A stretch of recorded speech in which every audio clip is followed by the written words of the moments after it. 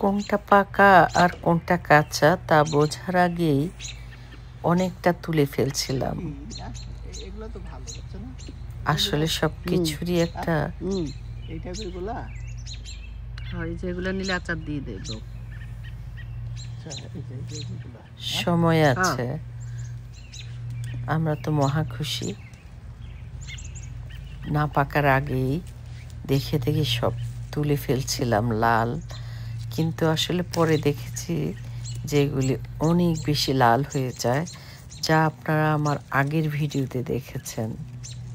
এতেই বোঝা যায় সব কিছুরই একটি সময় আছে, ধৈর্য আছে, এবং সময় দিলেই সব কিছুই পরিপূর্ণ হয়।